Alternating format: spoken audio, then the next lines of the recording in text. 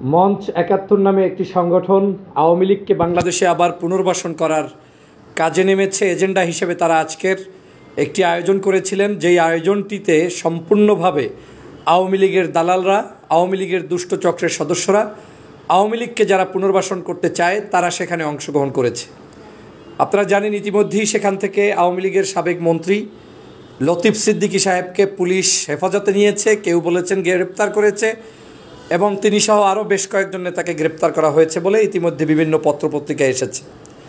মঞ্চ ৭১ কোন সাহসে স্বাধীন বাংলাদেশে ২৪ জুলাইয়ের গণ অভ্যুত্থানের পরে আওয়ামী লীগের পারপাস সাফ করার জন্য আবার বাংলাদেশে তারা গোল টেবিল আলোচনা করতে পারে, এবং তাদের সেই দুঃসাহসটা কোত্থেকে এসেছে?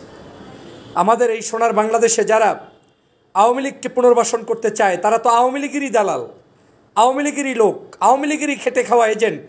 অতএব তাদেরকে বাংলাদেশের কোনো জায়গায় কোনো মতে কোনো অবস্থায় প্রশ্রয় দেওয়ার সুযোগ নেই। প্রিয় বন্ধুরা, আমি বারবার বলেছিলাম যে বাংলাদেশকে যদি শান্তিতে রাখতে হয় তাহলে এই লতিফ সিদ্দিকী, কাদের সিদ্দিকী, মানে বাই বর্ন যারা লিডার অফ আওয়ামী লীগ, তাদের প্রত্যেককেই আপনার গ্রেপ্তার করতে হবে। এখানে কোনো বাছ বিচার করার কোনো লাভ নাই। শেখ হাসিনার শেখ হাসিনা লতিফ সিদ্দিকী কাদের সিদ্দিকীর স্ত্রীর মাথা বানিয়ে দেয়, চুল থেকে উকুন টেনে বের করে, এবং সেই কাদের সিদ্দিকীর স্ত্রী হচ্ছে শেখ হাসিনার ঘনিষ্ঠ। এখন আপনি যদি মনে করেন তিনি বাংলাদেশের একজন দেশপ্রেমিক, তাহলে তো আপনার ভুল হবে। এই কাদের সিদ্দিকী, লতিফ সিদ্দিকী, এরা কি আপনাদের কেউ? এরা কি বিগত দিনে কোনো দিন আপনাদের কোনো কাজ করেছে? আওয়ামী লীগের নাম দিয়ে যারা আজকের এই ৭১ ব্যানারকে, মঞ্চকে ব্যবহার করে, এই নামগুলোই তো দিয়েছে তারা, যারা আওয়ামী লীগ তাদেরই একটা সংগঠন। এগুলো হচ্ছে আওয়ামী লীগকে নতুন করে পুনর্জন্ম দেওয়ার জন্য গোপন আতাতের পদ্ধতিতে গোপনভাবে তারা আজকের এই ষড়যন্ত্র করে তাদেরকে আজকের আবার এভাবে প্রতিষ্ঠিত করাই দিতে চায়। অতএব এই ৭১ মঞ্চ, ওই ৭২ মঞ্চ, অমুক মঞ্চ, তমুক মঞ্চ, এগুলো দিয়ে আওয়ামী লীগের পুনর্বাসন ছাড়া আর কিছুই নয়। আজকের এদেরকে এখন বাংলাদেশ থেকে বিতাড়িত করতে হবে। বাংলাদেশে কোনো ৭১ মঞ্চ নাম দিয়ে শেখ হাসিনার জয়গান, গুণগান গাওয়ার কোনো সুযোগ দেওয়া হবে না। আপনারা জানেন কত বড় দুঃসাহস। আজকের যে সেমিনারটি করেছে, সেমিনারটি যদিও তারা পূর্ণাঙ্গভাবে করতে পারেনি, কিন্তু তার মধ্যেই শুরুতেই তারা সেখানে জয় বাংলার স্লোগান, আওয়ামী লীগের স্লোগান, তারপরে জুলাই বিপ্লবকারীদেরকে নিয়ে কটূক্তি, সেইটা পর্যন্ত তারা করেছে। আজকে তারা আবার ২৪ গণ অভ্যুত্থানের পরে বাংলাদেশের মুক্তভাবে কথা বলার স্বাধীনতার পথ খুঁজছে। কত বড় দুঃসাহস! ২৪ গণ অভ্যুত্থানের সাথে যারা বেয়াদবি করবে, ২৪কে যারা অস্বীকার করবে, তারা যত বড় শক্তিশালী ব্যক্তি হোক, তাদেরকে তো বাংলাদেশে কোনো সভা সেমিনার করতে দেওয়ার কোনো সুযোগ নেই। কিন্তু দুর্ভাগ্য, আমরা আজকের এই বাংলাদেশে আমাদের এই জায়গায় এখন এই আওয়ামী লীগের পারপাস সাফ করার জন্য দালালি করছে, তাদেরকে আমরা এখন কিন্তু সুযোগ করে দিচ্ছি। তারা কিন্তু বিভিন্ন ছদ্মবেশে, বিভিন্ন নামে আপনার উপরে, আমাদের উপরে আজকের এই সব জায়গায় ষড়যন্ত্রে লিপ্ত রয়েছে। আমাদেরকে সেই জায়গায় কিন্তু সতর্ক অবস্থানে থাকতে হবে। আমি বাংলাদেশের আওয়ামী লীগের পারপাস সাফকারী প্রত্যেকটি নাগরিককে গ্রেপ্তারের আহ্বান জানাই। এদেরকে কোনো সভা সমাবেশ, কোনো আয়োজন, কোনো সেমিনার, কোনো জায়গায় কোনো কিছু করতে দেওয়া যাবে না। ডাইরেক্ট এখন থেকে আপনাদের কারণেই আজকে তারা সাহস পেয়ে যাচ্ছে। তাদেরকে গ্রেপ্তার করবেন। বিগত ১ বছর পর্যন্ত তাদের জিহ্বা এখন লম্বা হয়ে গিয়েছে। আপনারা অনেক বেশি ছাড় দিয়েছেন, আর এই ছাড় দেওয়ার কারণে তারা এখন সভা সেমিনার বিভিন্ন ধরনের ষড়যন্ত্র করছে। আমি চ্যালেঞ্জ দিয়ে বলতে পারি, একটি গভীর ষড়যন্ত্র চলছে এখন।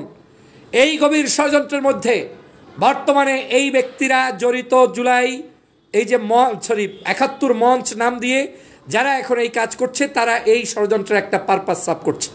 বাংলাদেশে ২০ থেকে ২৫ জন একেবারে হাই সোসাইটির এজেন্ট নিয়োগ করা হয়েছে, যারা এই পারপাসের অন্তর্ভুক্ত। তার মধ্যে আপনারা দেখলেন এই লতিফ সিদ্দিকী, কাদের সিদ্দিকী, বিএনপির ফজলুর রহমান, এরপরে আরও কয়েকজন টকশো ব্যক্তিও করে। আমি সবার নাম আস্তে আস্তে নিয়ে আসব। এই প্রত্যেকেই এখন আওয়ামী লীগকে নতুন করে পুনর্বাসন করতে চায়। আর যাই হোক, তারা এখানে একটা কেওয়াজ লাগিয়ে রাখতে চায়। বাংলাদেশে যে কোনো মূল্যে তারা একটা সন্ত্রাসী কর্মকাণ্ড আবার চালু করতে চায়। অতএব এই আওয়ামী ষড়যন্ত্রবাজদেরকে আপনারা যদি ঐক্যবদ্ধভাবে রুখে না দেন, এখন যদি বিএনপি, জামাত, অমুক তমুক আমরা মারামারি, কাটাকাটি, একে অপরের বিরুদ্ধাচরণ করা নিয়ে ব্যস্ত থাকি, কমন ইস্যুতে যদি আমরা ঐক্যবদ্ধ না থাকি, তাহলে কিন্তু আমাদের কপালে, প্রত্যেকের কপালে ভোগান্তি আছে। কত বড় সাহস আপনি চিন্তা করছেন? সেমিনার করে, আবার ২৪ নিয়ে সেখানে কথা বলে, আবার সেখানে বঙ্গবন্ধুর নামে স্লোগান দেয়, জয় বাংলার স্লোগান দেয়। আরে বেটা, জয় বাংলার স্লোগান কিসের?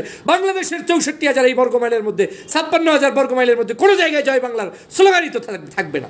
আওয়ামী লীগের কোনো স্লোগানই থাকতে পারবে না।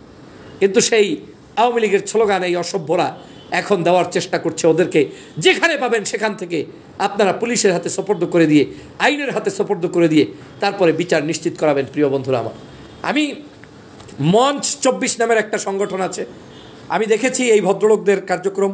আমি তাদেরকে ধন্যবাদ জানাই যে তারা এইটা বুঝতে পেরেছিল। এই মঞ্চ 24 তাদের দীর্ঘায়ু কামনা করছি। তারা 2 দিন আগেই তারা এটা নিয়ে পোস্ট করেছে এবং তারা বলেছিল যে আজকের এই 71-এর মঞ্চ 71-এর কার্যক্রমকে নিষিদ্ধ করা হোক এবং এই কার্যক্রম যাতে তারা না করতে পারে। সেই মঞ্চ 24 সতর্কতা জারি করার পরেও সরকার কিভাবে তাদেরকে অনুমোদন দিল এবং এই মঞ্চ 24-এর লোকেরা সেখানে কিন্তু ভালোভাবে লেখালেখি করে বলেছিল যে এদেরকে অনুমতি দিয়েন না, এরা আওয়ামী লীগের পারপাস সাফ করছে। কিন্তু সরকার সেটা শোনেন নাই। এখন আপনারা ঠিকই দেখলেন সেই জায়গায় তাদেরকে কিন্তু এখন আজকের গ্রেপ্তার করতে আপনারা বাধ্য হলেন।